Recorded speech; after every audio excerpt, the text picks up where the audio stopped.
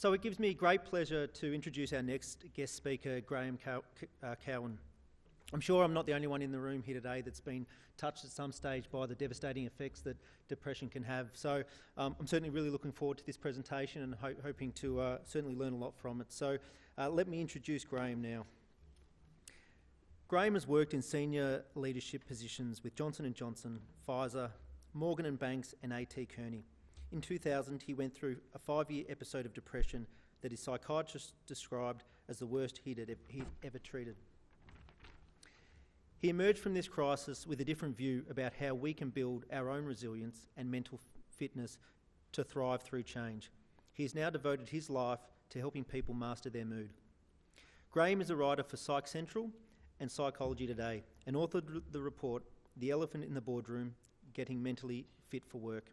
He's a member of the board at Are You OK? And has been involved since Gavin Larkin founded and launched the first Are You OK Day in 2009. Please welcome to the stage, Graeme Cowan.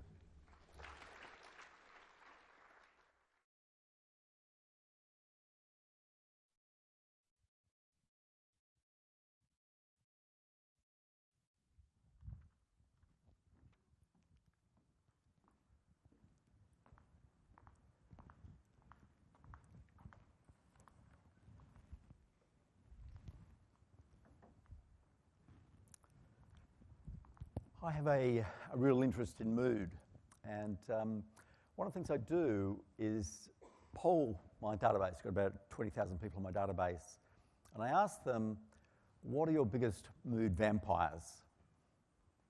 And these are the things that take our energy away. And this is why your work is so important, because financial stress rates number 3. Number 1 is lack of quality sleep. Number 2 is not enough exercise. Number 3 is financial stress. And the work you do is, in many cases, helping people to buy their most important asset. You also have skills to wrap up bad debt, like credit card debt, and put it in one place. So never doubt the importance of your work. I've also been in a situation recently where I've had to, look at a loan, an investment loan, for going through a bank officer and a mortgage broker. And there's no comparison, just no comparison. So the value that you can add, the insight you can add, isn't going to go away. So I think that's one thing to really, really keep in mind. But that's not taking away from storms. We all have storms in our life. Whether it's personal storms, whether it's home storms, whether it's work storms. And Peter just outlined a lot of the issues that are really confronting you now. But the thing is, what happens to storms? They're tough at the time, but sooner or later, they pass. It doesn't mean they won't come back again. But what I want to really talk about today is what can help us better prepare for storms. I dare say I'm not going to share anything new with you today. Like, you'll know what to do. And how do I say that? Well, this is number 5 that I've done. So I've got to meet quite a few of your colleagues in other states. And you'll know what. But I just really want to emphasize today the why and the how and why, and I think really tapping into that is essential to outperform, outlast, outmaneuver in really difficult times. Central is building resilience. It's a really topical word. We talk about personal resilience, home resilience, work resilience, systems resilience, business resilience. But I want to get to something deeper than that. I want to invite each of you to join the Choice Care Revolution. And what the Care Revolution is deciding to put a priority on self-care and to care for your colleagues and to care for your customers. Because if we get care right, it leads to resilience. If we get resilience right and care right, it leads to growth. So what's my evidence for that?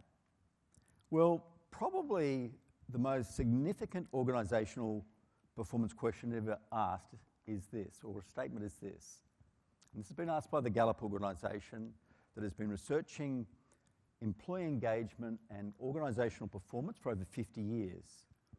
This one statement, my supervisor or someone at work seems to care about me as a person, not even does care about me as a person, seems to care counts. But the more people that agree with that in an organisation, and this has been asked over 13 million times in 135 countries, the more people that agree with that in an organisation, the higher the profit, the higher the productivity, the higher the customer service levels, and the longer people stay with the organisation. This is the power of the care revolution. I really hope that that's the why. That's the why. You're very devoted to customer care and do the right thing by them, but the more and the better you care for yourself and your colleagues, it just flows on.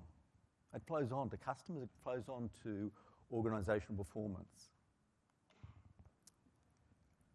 I want to introduce a concept, and as you heard in the introduction, I went through some pretty bad times in life, went through quite a bit of time in the red zone, and even went to zero. I've attempted suicide on 3 occasions. Luckily, I wasn't successful. But I learned, and I remember going to my psychiatrist for a number of years, went very regularly. I told him he should be giving me frequent flyer points. But he always asked me to rate my mood, 0 to 10. And I asked him why one day. Well, he said, well, I believe it will help you to, really helps me to know how you feel, but I also believe that you and everyone else should be able to learn how to manage their mood. And to be honest, I was a bit upset by that because haven't I got a clinical illness? And he said, yes, you have. And you will always have a predisposition to depression. But I believe that you and everyone else can learn how to manage their mood and maybe even master it. Well, it's a very, very interesting insight. But, as I look more and more into it, there is compelling business reasons to go for the green zone. Because when we're in the green zone, we're more energetic, we're more resourceful, we're more positive, we're more grateful. And Harvard Business Review tells us that people in the green zone, employees in the green zone, will always outperform. They're more productive, 31% more productive. They sell 37% more. They're 300% more creative. All essential when things are really changing quickly. But it's often little things that can make the big difference to push ourselves up that green zone. I think back in my own life now, and I was always when I was growing up, a bit of a Bruce Springsteen fan who was making it really big. And so a really core 10 out of 10 experience for me would be singing live on stage with Bruce Springsteen. That would be my dream experience. There's only one problem, I can't sing, I can't play an instrument. But apart from that, it'd be a great performance. And a zero performance for me would be watching 3 episodes back to back of Keeping Up with the Kardashians. That'd be my definition of hell. So are we just victims to mood? Is there nothing we can do about it? Well, there's something really interesting, is that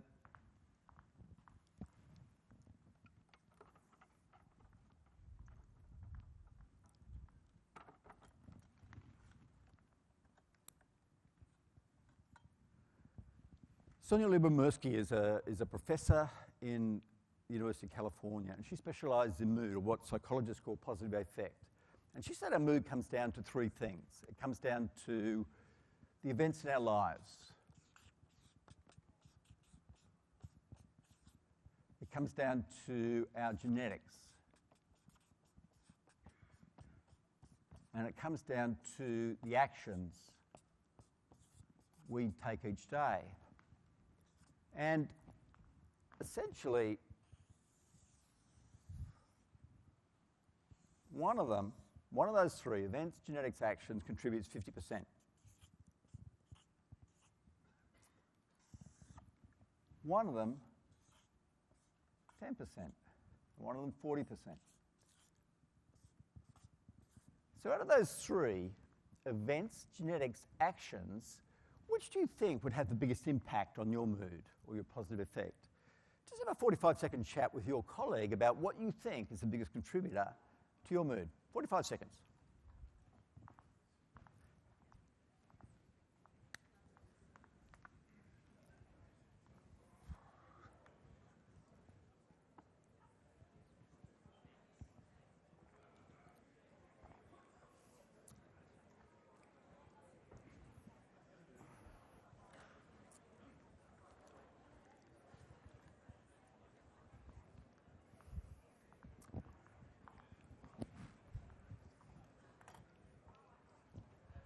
All right.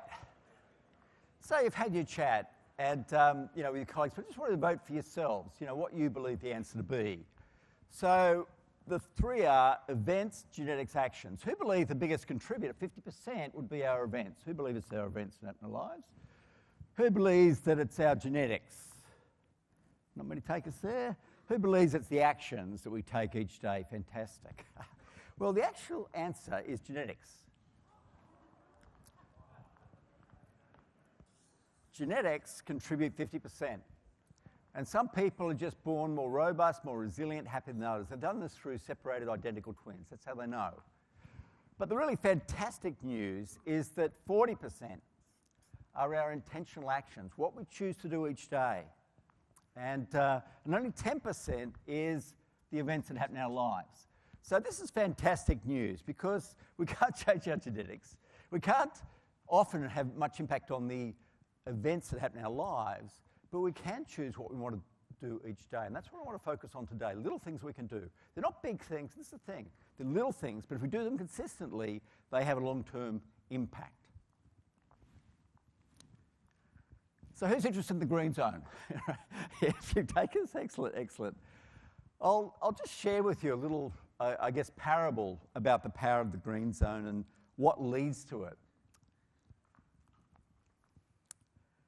I was fortunate enough in my first book, Back from the Brink, to interview the former West Australian Premier, Geoff Gallop.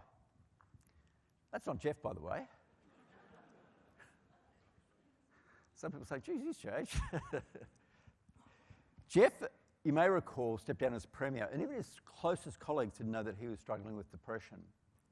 And part of his recovery was going to a Buddhist monastery near Perth, where he met a Buddhist monk there called Ajahn Brahm. And Ajahn Brahm told him about this story, a Buddhist legend. A long time ago, this young prince suddenly took over the kingdom. His father had suddenly died. And he was a really caring and really well-meaning young prince. And he wanted to create a more caring, resilient, and growth-oriented kingdom. But he asked the people around him, his advisors, the bureaucrats, and they just spoke platitudes. They weren't walking the talk. And so being a really resourceful young prince, he decided to get into disguise, go into the kingdom, wander around the rice paddies, the markets, the temples, and suddenly he had this insight. And he thought to himself, well, if I want to create a more caring, a more resilient, a more growth-oriented kingdom, I really have to answer just 3 questions. So question number 1 is, when is the most important time? Question number 2 is, who is the most important person? And question number 3 is, what is the most important thing to do? So anyway, he has this insight, and so he seeks out the wisest person in the kingdom. And of course, that is the mystic monk, and they always live up in the Himalayas, so he went for a very big trek up there. So he says to the mystic monk, Father, I heard you're the wisest person in the land, and I've just got these 3 questions. I think they're what I need to answer to have a more caring, resilient, and growth-oriented kingdom. And he says, what are they, my sons? And he said, well, question 1 is, when is the most important time? Question 2 is, who is the most important person? And question 3 is, what is the most important thing to do? He says, congratulations, my son. They're the correct questions. I'll now tell you the answers. So, the first question is, when is the most important time? So what do you think the answer to that is? Like, we all know the answer to that, don't we? Intellectually. But how much of our stress, how much of our worry is by being worried about something in the future or regretful of something in the past? What % do you reckon? And it's rife at the moment. You know, what's going to happen with our remuneration model? What's going to happen here? Like it often, and it can drain energy. So the Mystic Monk says the most important time is now. We must embrace the now. Question 2 is, who is the most important person? So just have a 45 seconds with your colleague about who you think the Mystic Monk says is the most important person, because it's a bit nuanced. It's a bit nuanced where the Mystic Monk shows his brilliance. So 45 seconds to have that chat. Who is the most important person?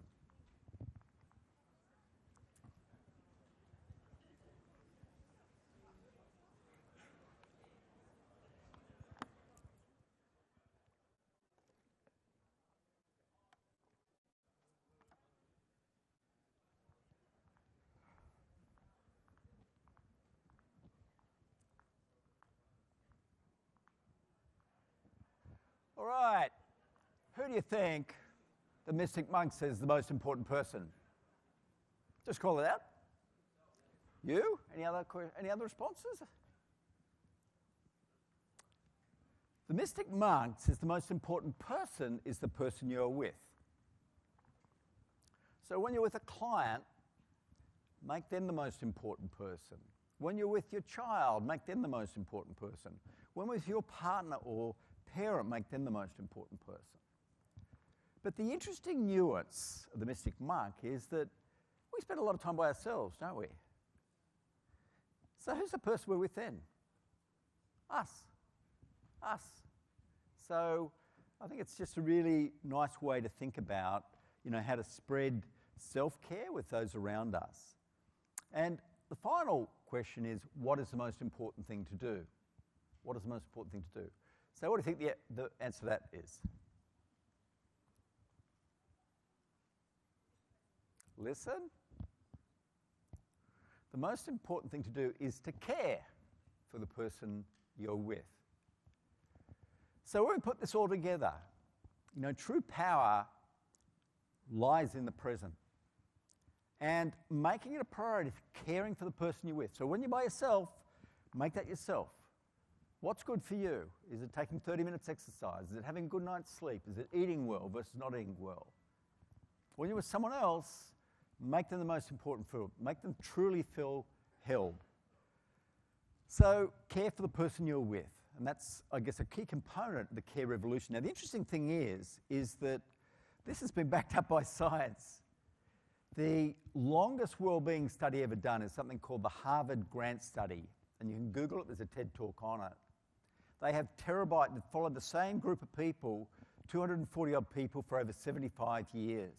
They have terabytes of information. They've done medicals every year. They've interviewed them, interviewed their family, interviewed their doctors, interviewed their bosses. They have post-mortems on them. They have everything on them. And the biggest predictor of a long life, a healthy life, an affluent life, and a long sex life is having caring and supportive relationships. Caring and supportive relationships. That's not a nice to have. It's incredibly important if you want to have a really significant life where you really live to your potential. And the second thing is self-care. Now, Professor Christine Neff has wrote a book called Self-Compassion. That's been her area of study. And she shows that self-compassion has all the upside of self-esteem, but none of the downside, like narcissism. And self-compassion is speaking to yourself like you'd speak to a good friend or your child or your spouse. You can make a mistake, you forgive yourself. Say, well, that didn't work out. What can we learn from it? How can we move on? So there is profound evidence that supports self-care and caring for others as a really sound business strategy.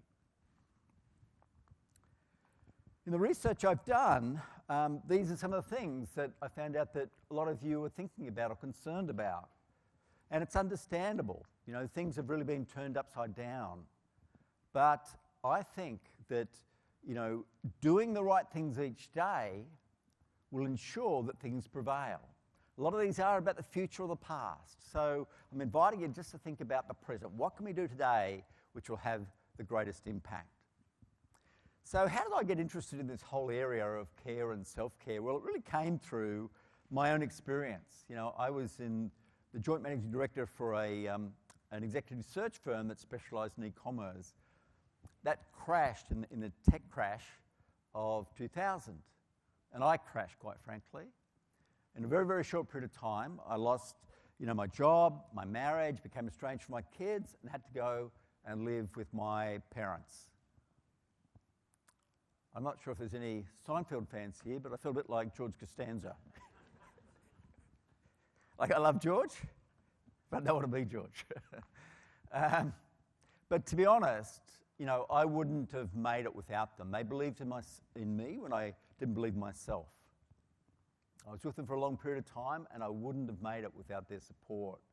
I remember once, I'd been in hospital. I came out of a mental health hospital, and I was sitting in the kitchen in Foster on the New South Wales North Coast, and I was saying, why me, why me, why me? And my mother said, she's only about this tall, but she has this, sometimes she has this gaze, which goes right to your soul. And she said, I believe you'll use this experience to help other people. And of course, I thought she was crazy. I thought she was deluded. But it did sow a seed. It did sow a seed. And funnily enough, about a little over 18 months ago, I had a seminar I organised with a group in Sydney at the Western Hotel. It was called Why Mental Resilience Should Be on Every CEO's Agenda. And it was lovely. I was able to invite my parents and publicly thank them for telling this story. And, I got them to stand up and everyone clapped them, which was really nice. But then my mother says, you should always listen to your mother. Like, seriously? Like, I think it's Motherhood 101 that you have to embarrass your kids for the rest of their life. But I wouldn't have made it. And that was a really profound lesson, because when I did come out, and I wrote a series of books, Back from the Brink books, and through that, I not just interviewed people that had been through really tough times, and I interviewed a wide range of people, from people who were close advisors to Tony Blair, Alistair Campbell. Glenn Close, the actress, wrote the foreword. But the stories are powerful, and stories change minds, they change attitudes, they change organisations. But I also surveyed over 4,000 people who went through tough times and asked them, what worked best for you? And I want to share what I learnt through that, because it's relevant for all of us. Because, we all have our down days. But this is worth remembering. We can't change this, we can't change this, but we can change this. And it's little things that can make the biggest difference. Through that, I got to meet at a cafe in Sydney, Gavin Larkin. Gavin, tall, good-looking, charismatic, CEO of an advertising agency. He'd heard about my books. He shared with me something really significant from his past. That was he'd lost his father Barry to suicide 15 years previously. But even 15 years later, he was having to explain to his son why the grandfather wasn't around anymore. And Gavin just had this drive to do something about it. And what made it brilliant was his insight and his communication skills. He decided not to have a National Suicide Prevention Day, but he decided to have Are You OK Day. And the tagline is absolute brilliance. A conversation could change your life. Because we've all had those sort of conversations, haven't we? Where someone reached out to us when we were really struggling. I gave the example of my mother to me. Profoundly important. And we all know, we've all had situations where we've been able to help someone, whether it's a family member or a client or whatever. It can make a profound difference. And it's a win-win. Both parties go away feeling better. It's just amazing. Now, Gavin tragically passed away from cancer in 2011. But testament to his skill, testament to his ability to buy into a mission, it didn't miss a beat. We've just had our 10th year. And it's really instructional. We launched that first year in Canberra, and Nicola Roxon was the health minister at the time.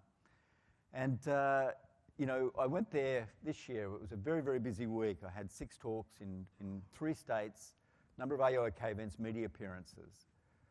But one thing that Gavin had said was that I don't just see this as being a day. I see communities coming together and, celebrating social connection, celebrating mateship, celebrating, what we have together.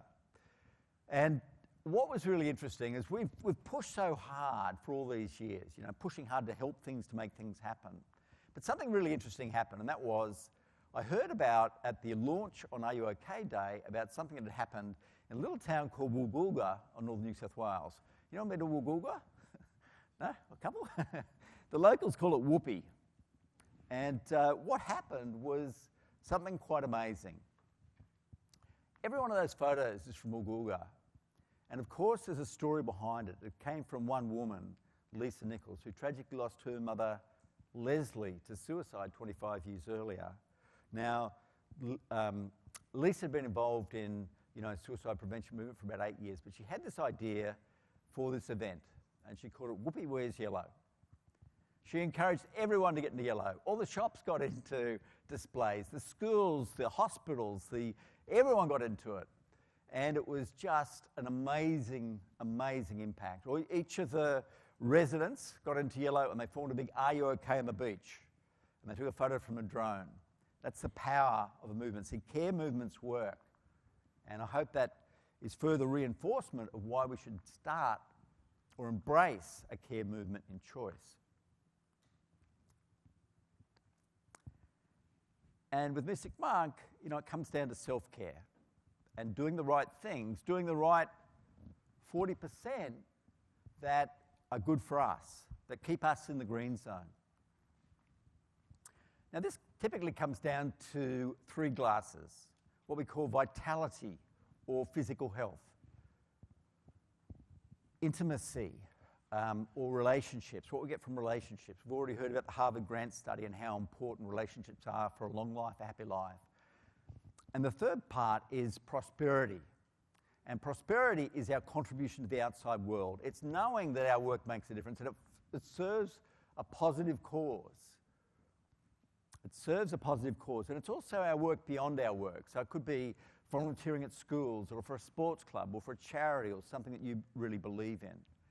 And all those 3 things matter. All 3 of them.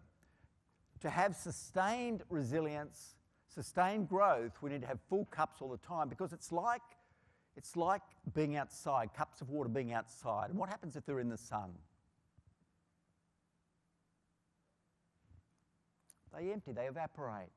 So we have to keep on topping it up. We have to keep on topping it up. Now, which of those glasses is emptiest for you? Is it around your physical health? Are you getting enough exercise? Are you getting enough quality sleep? Are you eating well? Is it making enough time for the people in your life that are good for you? Are you getting reward from your work? Are you looking at new ways you can serve your client? Adding value? I'd like you to think about which is your emptiest cup. Because Gallup says that only 7% of us are, or 9 or above in each of those 3 cups. Only 7%. So 93% of us have got a bit of an emptier cup. So think about that cup, because at the end I'm going to invite you to really commit to one thing which will help you top up your resilience and your self-care. So the first one is vitality. This is our physical energy, having fuel in the tank, having energy, having motivation. And a really big one of that is rest. And as I shared before, when I asked for mood vampires, 61% of us don't get enough quality sleep each night in the last week. Who can relate to that? I certainly can. Like when I was really depressed, I had really poor sleep. Now I'm not a great sleeper, but it's sort of more out of excitement and ideas, but I still wish I would sleep 8 hours straight. So I decided to make good sleep a priority for me. I decided to do 3 things. I decided to go to bed, get in bed at 9:30 each night. I decided to charge my phone outside the room so I wouldn't look at that screen once after 9:30. I decided to get a paper book and read a paper book. Now, I've been doing that for 3 weeks now, and there's a good trend. There's a good trend.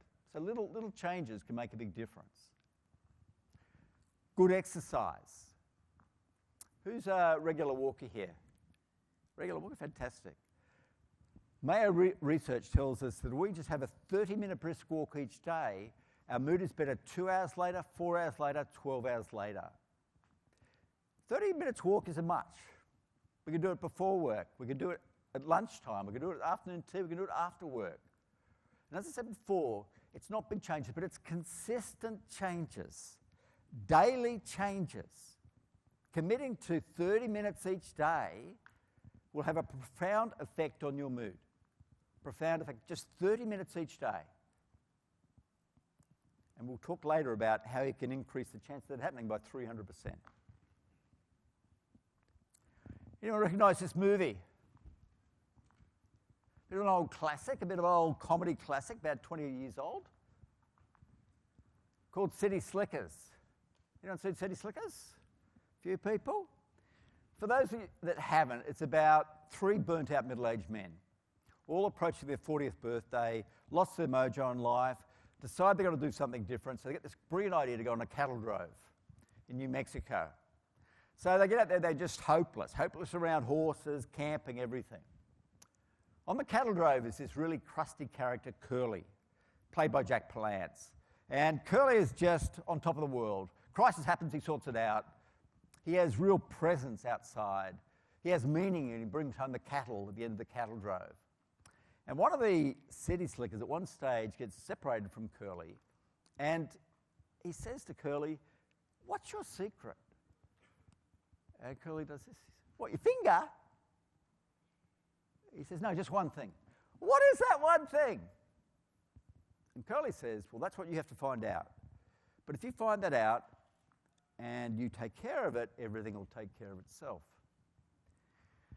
Now, believe it or not, about 7 years ago, I was asked to go on a cattle drove in outback Queensland by the leadership team of Medibank Private. George Savides was the CEO at the time. And it was to raise funds for mental health services. They'd just been through, I think, 4 years of drought. Talk about deja vu. And the purpose of it was to raise funds for mental health services. And my role was to do some talks along the way, to facilitate some discussions with the leadership team, and do a few radio interviews and stuff. And this message, or this movie, just kept coming back to me, and I decided to watch it again. And this is a scene I really loved. And so I thought, well, what's my one thing? And it was a unique experience. We had no phone, no internet for 4 days. We slept in swags under the stars. And I thought, well, what's my one thing? Well, since my breakdown, I've really made a focus on meditation each morning. I meditate, get up about 5 o'clock each morning, meditate for half an hour. I then go for a walk. I live right beside a national park, so I walk in nature, or I go to the gym. So I thought for me, well, it's my one thing, it's probably the, nature or walking or meditation.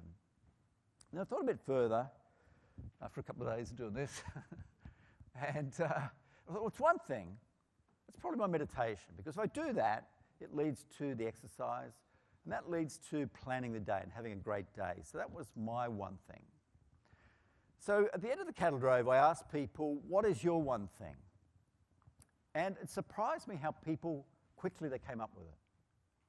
One person said, my relationship with my wife. When that goes well, everything else goes well. Happy wife, happy life. Someone else said, I go on 2 2-hour bike rides every week, and I'm really centered, I'm really present when I do that. And if I do that, everything else takes care of itself. Someone else said, I have quality time. When I have quality time with my 7-year-old daughter, that's my one thing. When I do that, I'm just really in the moment. Now, I've asked this in hundreds of forums around Australia and around the world. It never ceases to amaze me some of the examples I get of people when they talk about their one thing. I've had a woman from a bank in North Sydney say getting into an aluminium tinny by herself, going out to sea, deep sea fishing, once a week is her one thing. I've had a really burly coal miner covered with tattoos say singing in the choir. I've had the CEO of an advertising company say, not an advertising company, an agricultural company say chainsaw carving. Got to be prison for that, haven't you? I've had a woman say, when I come home from work, I water the garden for 30 minutes. That's my segue between work and home. I've had someone else say, my dogs. I take my dogs out for a walk. That's my one thing. Someone else said, I feed my birds. I'm really present when I feed my birds. So someone else say, I write a to-do list. When I do that, everything's under control. So what's your one thing? What's your one thing? When you do it, you're really, really present in the moment. And then it often leads to good things. So Just have a quick chat with your neighbour about what you think your one thing is.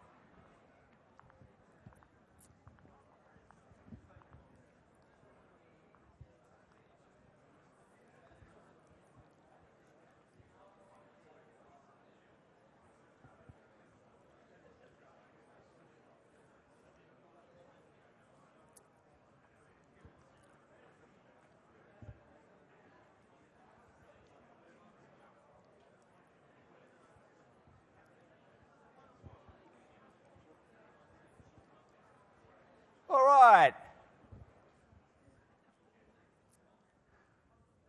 Who found out something about their colleague they didn't know before? Raise your hands. Raise your hands. And who thinks it was pretty important? Talk about, if you care for someone, knowing their one thing is incredibly important. Like my one thing, as I said, is meditation. My wife's one thing is trail running. She recently ran what's called the 6-foot track, which goes from Katoomba to Genolan Cay, so 45 kilometres. She loves to run in the bush.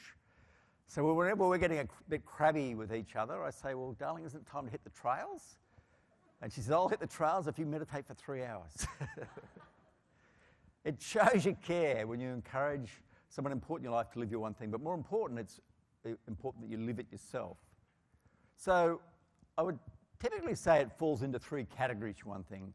One, people find exercise, some form of exercise, really helpful. Who would say that that's them? Yeah?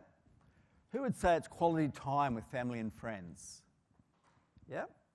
And who would say that it's probably more like a hobby, like, cooking or pets or fishing or whatever, into that category? Okay, good. So when you reflect on that, who would say that on balance that they do their one thing enough? Just raise your hands. Okay, that's about, not many, it's about 15%. Who would say they don't do it enough? Well, there's number 1 wake-up call. I didn't ask for number 10. I asked for your one thing. There is always time for your one thing. And remember this. This is the only thing we can directly affect. And you just nominated your one thing, which has a big contributor to you being in this zone. So don't let that pass.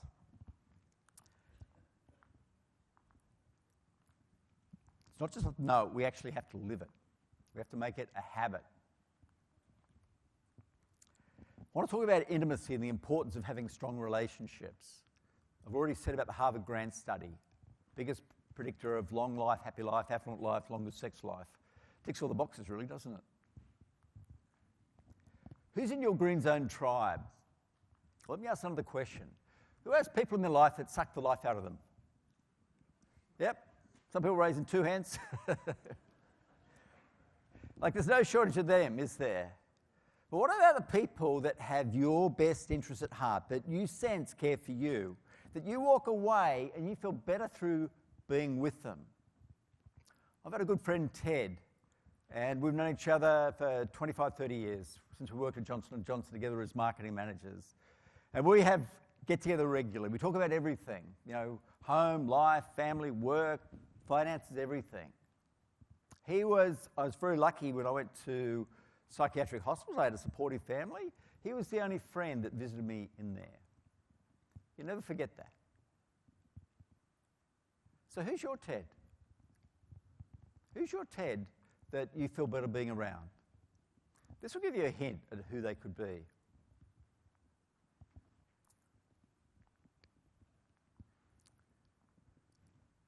And I want you to put your partner aside, or your spouse, or whatever, or your significant other, and think about who you have besides them because they can, of course, play a critical role.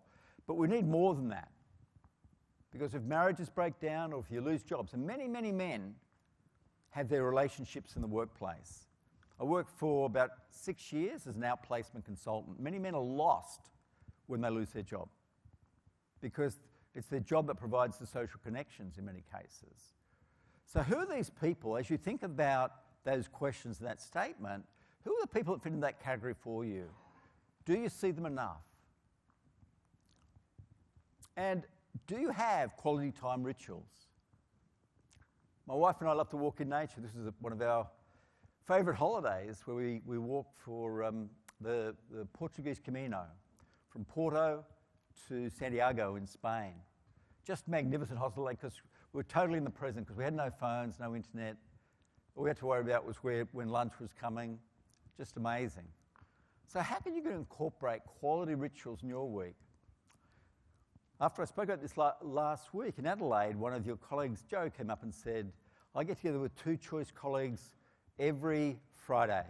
And I said, why do you do that? Well, we have fun together. Any other benefits? Well, we encourage each other. What else? We keep each other accountable. What else? We keep our thinking straight. When one of us is thinking too negatively, the other reminds us of it. So what quality rituals can you introduce into your network that will make that difference? Prosperity, the sense of, what's being grateful and realising what we do have rather than what we don't have. Focusing on what we do have can have really profound effects. I read a book which is incredibly relevant to this group, and it's a book called 365 Thank Yous by an American mortgage lawyer called John Kralik. In the subprime crisis 2008, John Kralik's business collapsed, lost his house, lost his marriage, lost everything. Thought his life was over. He was walking around the hills near Los Angeles on New Year's Day. He was having spent New Year's Day by himself. And he thought, well, my thinking, my activities have led to this. Something's not right. And so he decided to do one little thing every day for a year. And that was to write a thank you note to someone every day, no matter what, for 365 days. Probably take 5-10 minutes. Would it matter if he did do it or didn't do it each day? No, it wouldn't matter. But doing it 365 days in a row is a really, really interesting element because as humans, we tend to focus on what goes wrong. Like if we have a day where 4 things go well and 1 thing goes wrong, what do we think about? The bad thing. We're programmed that way because we came up as cave people. We have to be careful of saber-toothed tigers. We have to focus on the negative. But actually focusing on the positive turns it around. Now, it's not an overnight success, but it just charts his year and how it turns around. And positive psychology supports this. Professor Martin Seligman, who's the pioneer of positive psychology, shows if we write down, no matter what day we've had, 3 things on a pad beside our bed before we go to bed, just 3 things, no matter what day we've had, and we do that every day for 7 days in a row, our mood will be better for up to 6 months later. Because it starts to rewire the brain, helps us to think about what is going right. And as I said, if that lifts the mood, and that's what it does, it lifts the mood, 31% more productive, sell 37% more. But it's little consistent. It's not doing it once, it's doing consistently. Little things each day can have that sort of profound effect. I want to talk also in the workplace about strengths and knowing your top strengths and why that's a good thing to do. My son Adam, when he was about 15, I asked him what he wanted to do. He said, I don't know, Dad, I think I want to go in advertising. And I asked, why? And he said, I really like Mad Men. Well, that's an interesting theory, mate. Why don't we test it out? And at the time, Gavin Larkin was the CEO of an advertising agency and organised for Adam to have a week's work experience. And he had a very different view to advertising to what was the view in whatever it was 3 or 4 years ago. On his last day, he said, I don't think I'm going to go advertising, Dad. So what did I get him to do? I got him to do his Gallup Strengths profile. You can see the address there, gallupstrengthscenter.com. Costs you about $20 US to do it. And in that, you identify your top 5 strengths out of a possible 34. And when he did that, we found out that his top 3 strengths, one was about learning. He loves to learn. One was around problem solving. And one was around the future. He loves the future. So I took him along to a University of New South Wales, for a science orientation week. I took him and 2 mates. And they know how to do it in the universities to get these young kids in. Free food and beer for 18-year-old boys, big plus. They tell exciting stories about, racing across the outback, looking at dinosaur bones. And they talk about science in the pub. I'm not sure if it's for the right reasons, but all 3 of them signed up. But here's the thing. He absolutely loved it. He absolutely loved it because it played to his strengths. And about 12 months into his course, he decided to take his second year off. And he travelled with his girlfriend. They went all the way around the world, went to 34 countries, stayed up themselves, went away by themselves. You think as a father, is he going to go, he's going to make it back, he's going to go back to uni. First thing he said when he got back was, I can't wait to go to university. That's the power of playing to your strengths. Now, does that mean he's going to be a scientist all his life? No, it doesn't. But it does allow a filter to choose options. And along the way, he learnt about medicine and had friends doing medicine. So he decided to apply to do a postgraduate medicine. Did something called the GAMSAT, was able to transition. He's now doing his final year in University of Queensland. But will that allow him to learn? Will that allow him to solve problems? Will that allow him to have the future? Absolutely. That's the power of paying to your strengths. And, there's nothing like seeing, and that's a shot of Adam, one of his best mates, cruising on a convertible down the west coast of the US, looking pretty happy with themselves. That's the power of paying to your strengths.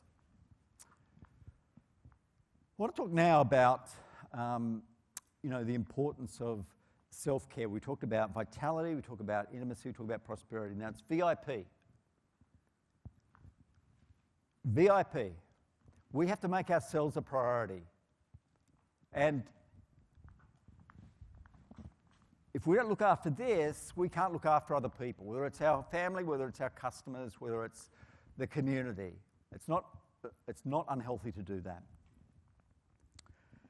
I want to talk now about, the red zone and why that's really, really important. And I'm going to share, after following this, you'll get emails from me where I'll talk about each of these things. I'm going to talk through this quickly, but don't mistake how profound it is and how important it is. Because 75% of us know someone close to us that lives with depression or anxiety.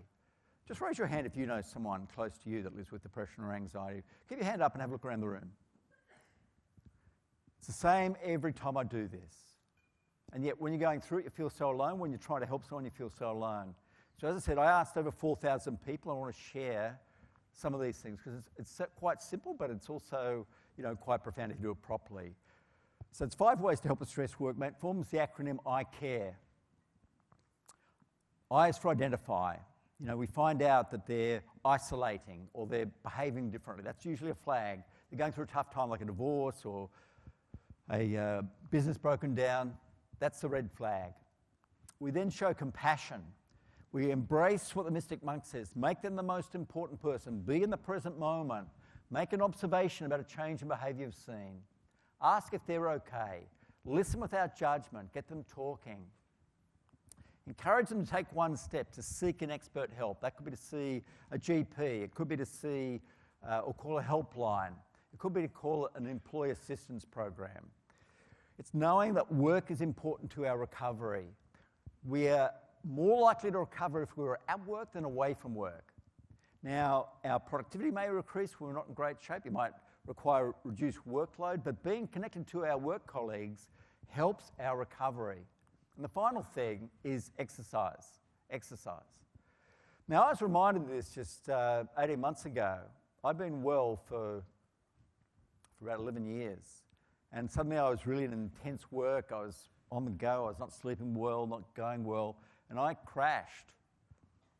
Now, I said, here am I talking about how you master your mood. Here I am crashed. And My wife said, well, why don't you take some of your own medicine? Ouch. And so I did. I had really worked on relationships. I was able to tell probably about 5 or 6 people that I'm struggling. If you want to help, ask me to go for a walk. I went and saw my psychiatrist again, went back on antidepressants. I prescribed myself 10,000 steps per day for the entire month of September 2017. And in a relatively short period of time, now I'd had a 5-year episode of depression before this, I was able to turn it around in about 3 weeks. Don't underestimate the power of this. And as I said, there's resources that I'll send you that will help with this. So we talked about, the things that are impacting us, and I'm not taking away from it. But hopefully, we may have learned through the Mystic Monk that it's not productive. It's good to think about it. It's good to have productive paranoia, but it's not good to dwell on it to the point where it impacts your mood. Because when it impacts your mood, it impacts your family's mood. When it impacts your family mood, it also impacts your client's mood. Mood is infectious, both good and bad. Think about how you can top up. I talked about, which is your emptiest cup? Which is the one that you're going to walk away from here and do something about, decide to focus on? Is it around more sleep? Is it doing your one thing? Is it committing to 30 minutes walk each day? Is it finding out your top 5 strengths and putting it into action? Is it about reaching out to a couple of choice colleagues and setting up a regular lunch? Consider your one thing. Now, it could be related to well-being. It could be, what is your one thing you do today that if you do it today in your work, it will have the biggest impact? When are you going to do it? Are you going to make that your number one priority? Because it's easy to do the little things, not take on the big thing that will have the biggest impact. So this is about intention to action. Peter Gollwitzer is a professor from New York University who specializes in intention to action.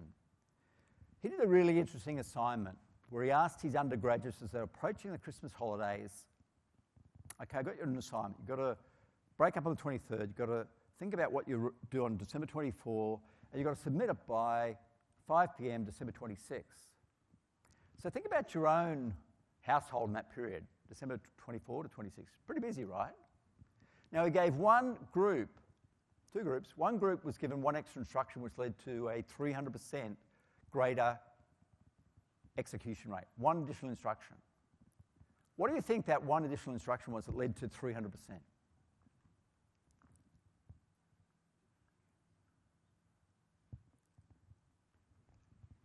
When and where? Okay, it's going to take you about half an hour to do. When will you have half an hour? Is it 9 p.m.? Is it 9 a.m. on December 26th? And where are you going to do it? You're going to do it at the kitchen table, or where are you going to do it?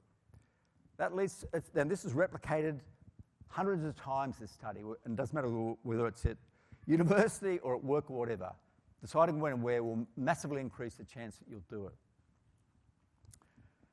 I also want to talk just very briefly here about the slight edge. Now, I shared with you a colleague in Adelaide, Joe.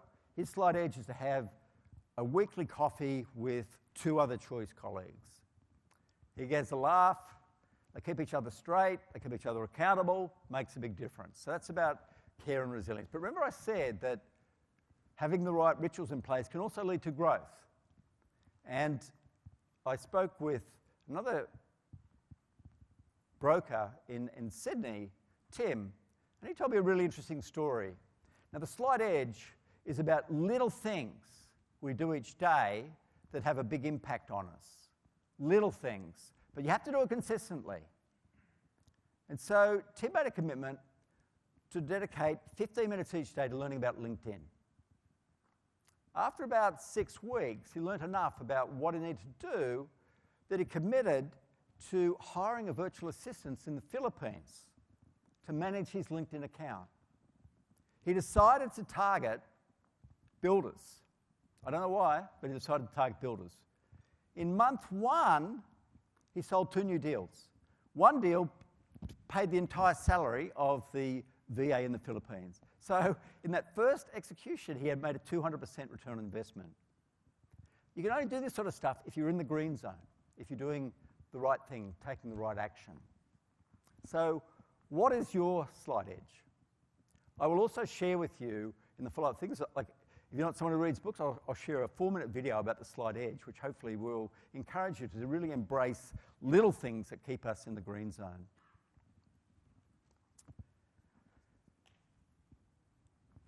The mystic monk talked about the power of being in the present moment. We have a lot of volatility at the moment, but I find it really interesting. One of the best bits of advice I've ever come across is from a poet, an Indian poet called Kalidasa, who lived 1,500 years ago. People struggled with change back then. And he wrote a poem called Look to This Day. Look to this day, for it is life.